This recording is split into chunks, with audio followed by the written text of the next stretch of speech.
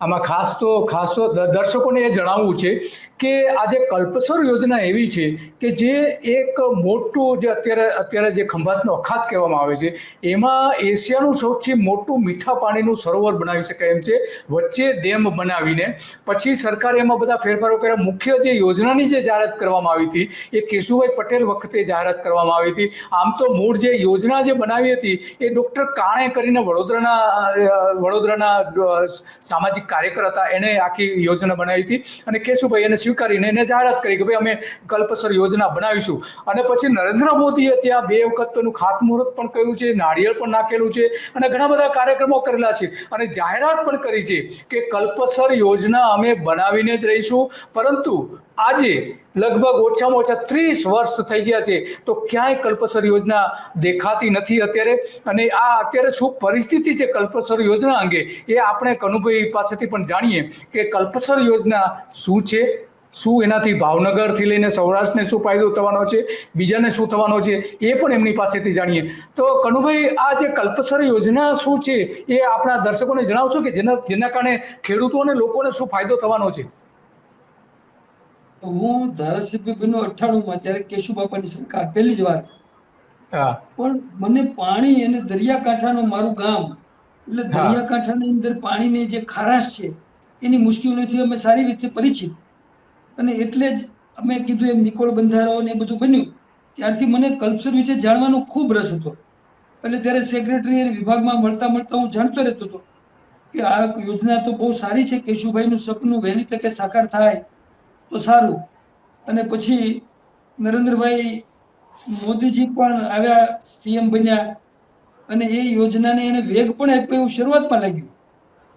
એ યોજનાનું થોડુંક બેકગ્રાઉન્ડ આપણે આપણા દર્શકોને આપી દઈએ તો એવું છે કે જે મોટી મોટી નદીઓ સાબરમતી, મેશ્વો, મહી, છેક નર્મદાના છેડા સુધી વાત્રક અને આ બાજુ સૌરાષ્ટ્રની નદી ભોગાવો અને એ બધી જે 2-4 કાળુભાર ને તો છેક ઘોઘા અને પેલી બાજુ દહેજ, ભરૂચ બાજુ. તો ઘોઘા અને દહેજ એ બેની વચ્ચે માત્ર 27 કિલોમીટર કે 30 કિલોમીટર જેટલું અંતર છે. એ અંતરને જો ડેમ દ્વારા બાંધી દેવામાં આવે અને ઉપર રેલવેનો બ્રિજ પણ બને અને રોડ પણ બને, ટ્રાન્સપોર્ટનો બ્રિજ પણ બને અને સાથે સાથે જળાશય પણ બને, તો એ જળાશય જે અત્યારે ખંભાતનો અખાત ગણાય છે, એ ખંભાતનો અખાત આખું મીઠા પાણીના એટલે કે વરસાદના પાણીના, નદીઓના પાણીનું સરોવર બની જાય. અને એ જે જમીન અત્યારે જે ખારો પાટ ગણાય, ભાલનો એ ઉજ્જડ વિસ્તાર ગણાય, એ આખો ઉજ્જડ વિસ્તાર છે એ નંદન વન બની જાય. અને માત્ર માનવ જીવો તો સંતોષ થાય જ, અનેક જીવોની આખી સૃષ્ટિ છે એ નવી સૃષ્ટિ ઊભી થાય. તો એ બહુ સારી અને ખરેખર કલ્પના કરીએ એવા ફળ આપે એવી કલ્પસર યોજના, કલ્પનાતીત સરોવર એવું બનાવવાનું હતું. અને કેશુભાઈ કટિબદ્ધ જ હતા, પણ નરેન્દ્રભાઈ જ્યારે સીએમ બન્યા પછી એ કટિબદ્ધ બન્યા. અને મારી બીજી ટર્મ એટલે 2006 હું ભૂલતો ના આવતો ત્યારે જે જીઓલોજીકલ સર્વે કરવામાં આવ્યો દરિયાની અંદર, અને દરિયામાં મોદી સાહેબની સાથે જે સ્ટીમર હતી, નાની સ્ટીમ લોન્ચ, એમાં હું પણ હતો જોડાયેલો એમએલએ તરીકે. એટલે ત્યારે જે સભા થઈ એમાં હમણાં આપણે યાદ કર્યા સ્વર્ગસ્થ અનિલ કાણેજી, એ પણ એ સભામાં હતા. અને ત્યારે એમણે કીધું હતું કે 2008 સુધીમાં સર્વેનું કામ પૂરું થશે અને 18 સુધીમાં આપણે પ્રોજેક્ટને પૂરો કરશું. 18 સુધીમાં. આ શબ્દો મને ખૂબ સારા લાગ્યા હતા, પણ એ શબ્દો પછી હવામાં ઉડી ગયા. અને પછી ત્યાં સુધી એસઆઈઆર એટલે કે ધોલેરા શહેર બહુ જોરમાં નહોતું અને સનદભાઈ ખૂબ જ દિલની ધગશથી એના સામે લડતા હતા, કોર્ટ કેસ પણ ચાલતા હતા. પણ સનદભાઈ એવું બોલ્યા હતા પણ ખરા એકાદી નાની સભામાં, અમારી સભામાં, કે હું જીવતો હોઈશ ત્યાં સુધી અહીંયા એસઆઈઆર ને નહીં આવવા દઉં. પણ આખરે જો કલ્પસર બને તો એસઆઈઆર નું મૂળ નીકળી જાય, કલ્પસર ન બને તો જ એમાં એસઆઈઆર આવી શકે. અને હવે જે તે સભાઓમાં આપણા વડાપ્રધાન શ્રી મોદી સાહેબ કે કલ્પસર અમારા દ્વારા જ બનશે, તો બને પણ ખરું કદાચ, પણ એ એસઆઈઆર ની અંદર બધા ખેડૂતો જ્યારે લૂંટાઈ જાય, બધી જમીનો એની વેડફાઈ જતી રહે અને પછી કલ્પસર બને તો એમાં ખેડૂતોને કોઈ ફાયદો નહીં. ક્યારે બને એ તો આપણે જાણતા નથી, પણ કલ્પસર માટેની આ વાત છે. કલ્પસર ખરેખર હજારો નહીં પણ લાખો અને કરોડો જીવોની જીવાદોરી બની શકે એવી એક કલ્પના છે, પણ અત્યારે એ કલ્પનામાં રહી ગઈ છે. કલ્પના છે માત્ર. વાત સાચી તમારી. અત્યારે કલ્પના છે. કલ્પસરની માત્ર કલ્પના અત્યારે તો દેખાઈ રહી છે, કારણ કે એના જે સર્વે છે, મોટાભાગના સર્વે પણ પૂરા થઈ ગયા છે. એનું અત્યારે જે એનું ઇન્ફ્રાસ્ટ્રક્ચર સરકારે બનાવેલું છે એ પણ અત્યારે સચિવાલયમાં કામ કરી રહ્યું છે. સિંચાઈ વિભાગ હેઠળમાં નર્મદા અને જળ સંપત્તિ વિભાગ જે છે એના અંડરમાં કામ કરી રહ્યું છે. અને આ જે યોજના એક એવી યોજના હતી કે કચ્છના જે કેટલાક ખારા પટ છે ત્યાં સુધી પણ પાણી જવાનું હતું, અને દરિયાકાંઠાનો જે વિસ્તાર છે, સૌરાષ્ટ્રના દરિયાકાંઠાનો છેક દ્વારકા સુધીનો, તો ત્યાં સુધી એ પાણી પહોંચી શકે એવી બહુ સરસ યોજના હતી કે જેથી કરીને જે ખારા પાણી દરિયાના ખારા પાણી જમીનની અંદર આવી જાય એ અટકી જાય એ માટેની હતી. પરંતુ આ ક્યાંય દેખાતું નથી. ને બીજું કે અહીંયા સૌથી મોટો એક હાઇડ્રો પાવર પ્રોજેક્ટ બની શકે એમ હતો, સોલાર પાવર પ્રોજેક્ટ બની શકે એમ હતો, વિન્ડ પાવર બની શકે એમ હતો, અને ત્યાં ડેમ જે બને એ ડેમ ઉપરથી રેલવે અને માર્ગ જે સૌરાષ્ટ્ર અને સુરત વચ્ચેનું જે અંતર છે એ એકદમ ઓછું થઈ જાય એવું હતું. તો એટલા માટે કનુભાઈ વાત સાચી તમારી કે એટલા માટે આને કલ્પસર યોજના કહેવામાં આવતી હતી. અને મીઠા પાણીની માછલીનો ઉદ્યોગ પણ મોટા પ્રમાણમાં થઈ શકે એવો હતો, મોટું બંદર બની શકે એમ હતું, આટલા બધા ફાયદાઓ હતા. પરંતુ એકમાત્ર ધોલેરા બનાવવા માટે થઈને આ એવું લાગે છે કે અત્યારે કલ્પસરને તાળા મારી દીધા હોય આ નરેન્દ્ર મોદીએ, ખાસ કરીને નરેન્દ્ર મોદી, કારણ કે એના સમયમાં જ તાળા મારી દેવાયા છે. ત્યાર પછીની સરકારો આનંદીબેન પટેલ, વિજય રૂપાણી અને ભૂપેન્દ્ર પટેલની સરકારોએ કંઈ આના માટે તો કંઈ કર્યું નથી. તો તમારી વાત સાચી છે કે અત્યારે કલ્પસર યોજના માત્ર ને માત્ર કલ્પના, કાગળ ઉપરની કલ્પના હોય એવું લાગી રહ્યું છે. એનો વાસ્તવિક અમલ થાય તો ખરેખર ગુજરાતનું નર્મદા કરતાં પણ વધારે ફાયદો આનાથી થાય એવો છે. પરંતુ કમનસીબે જે એક સ્માર્ટ સિટી ઊભું કરવું છે નરેન્દ્ર મોદીને ધોલેરા, અને એ સ્માર્ટ સિટીના સ્વપ્નમાં ગુજરાતની જનતાનું તેઓ હિત કરી રહ્યા છે. આના કારણે ઓછામાં ઓછા 1 કરોડ લોકોને ફાયદો થાય એવો તો ઓછામાં ઓછા 1 કરોડ લોકોને, અને એ ફાયદો અત્યારે તો ધૂળધાણી થઈ ગયો હોય એવું લાગે છે, ખંભાતના અખાતમાં ફેંકી દીધો હોય એવું લાગી રહ્યું છે.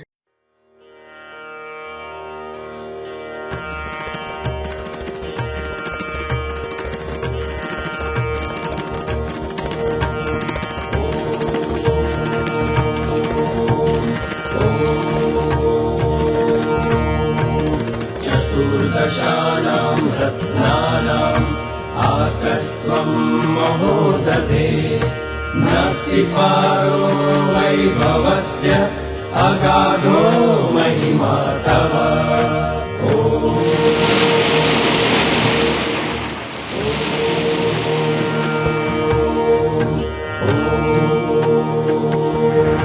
હે મહાસાગર, તારું જ એક નામ રત્નાકર છે. તારી સમૃદ્ધિ અપરંપાર છે. તારો મહિમા અગાધ છે. તને અમારા શત શત વંદન. પૃથ્વી પરનો સૌથી વિશાળ જલભંડાર છે સમુદ્ર. આ ઘૂઘવતા ગરજતા સાગરને નાથીને માનવીએ અસંભવને સંભવ બનાવી જાણ્યું છે.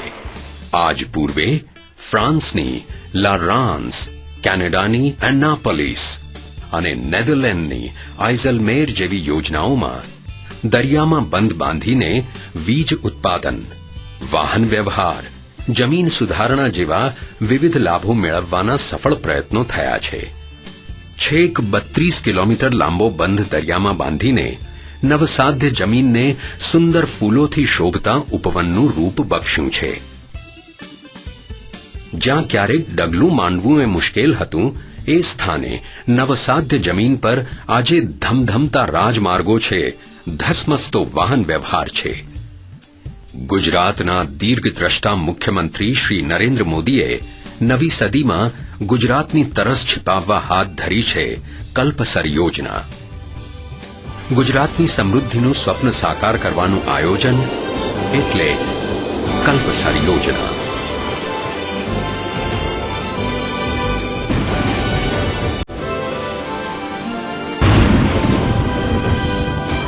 કલ્પસર, સમૃદ્ધિનું સરોવર. અદ્વિતીય એવી કલ્પસર યોજના. ગુજરાતના ખંભાતના અખાતમાં પૂર્વ કિનારે હાંસોટ અને પશ્ચિમે ઘોઘાને જોડતા 64 કિલોમીટર લાંબા બંધ દ્વારા રચાશે કલ્પસર.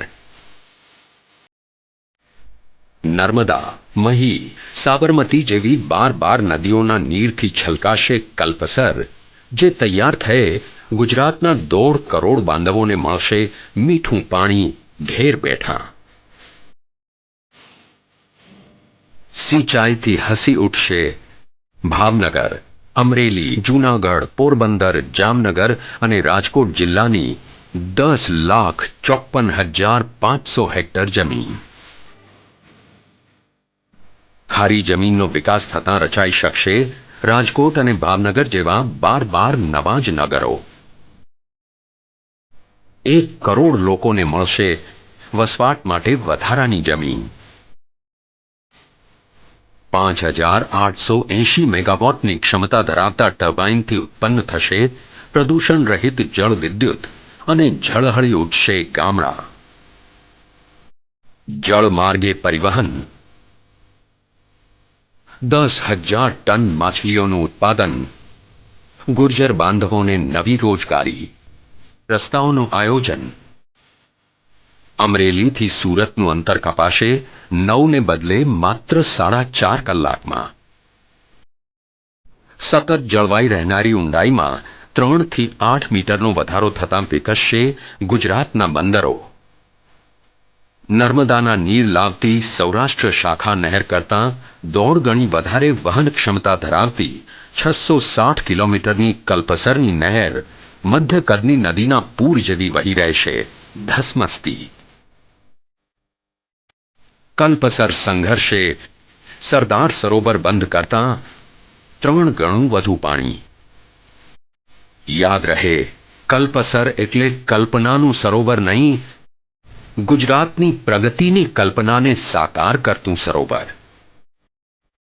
વિકાસની દિશામાં આગે કદમ ભરતા ગુજરાતના વધતા જતા જળ વપરાશને પહોંચી વળવાનું સમયસરનું આયોજન, સમયબદ્ધ આયોજન એટલે કલ્પસર. 64 કિલોમીટરનો વિશાળ બંધ. પ્રદૂષણ રહિત જળ વિદ્યુત. જળમાર્ગે પરિવહન. અફાટ જલરાશિનો ગુજરાતની જનતા જનાર્દનની સુખ સમૃદ્ધિ માટેનો સૂઝભર્યો ઉપયોગ સ્વપ્નને સત્યમાં પલટાવશે.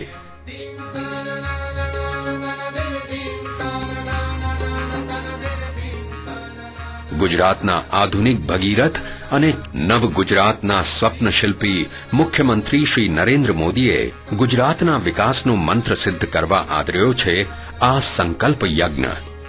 એમણે જ ધર્યો છે માં ગુર્જરીને ચરણે પાણીના પ્રસાદનો થાળ ને એ વહેંચાતા ગુજરાતના 5 કરોડ ગુર્જર બાંધવોની સુખ સમૃદ્ધિમાં થશે અપ્રતિમ વધારો. તેઓ કહે છે, નર્મદાના નીરને સરદાર સરોવર યોજનાની મુખ્ય નહેરમાં વહેતા કરીને અછતગ્રસ્ત સૌરાષ્ટ્ર અને કચ્છના લાખો તરસ્યા લોકો સુધી પહોંચાડવાની સીમા ચિહ્નરૂપી સિદ્ધિ હાંસલ કર્યા બાદ પાણીના પ્રશ્નના કાયમી ઉકેલ માટે કલ્પસર યોજનાને નક્કર સ્વરૂપ આપવા ગુજરાત સરકાર સંકલ્પબદ્ધ છે. માનનીય મુખ્યમંત્રી શ્રી નરેન્દ્રભાઈના હૈયે વસ્યું છે 5 કરોડ ગુજરાતીઓનું હિત અને 5 કરોડ ગુજરાતીઓના હૈયે વસ્યો છે એમના પ્રત્યેનો દ્રઢ વિશ્વાસ.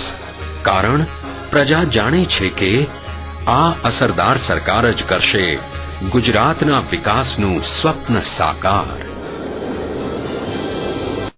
અને કનુભાઈ, તમારો ખૂબ ખૂબ આભાર. તમે આ બધી વાતો કરી અને એનો અમલ સરકાર કરે એ માટે આપણે આશા રાખીએ છીએ. એટલે બસ આજે આટલું જ, અને આવી જ બાબતો ઉપર આપણે ચર્ચા કરતા રહીશું.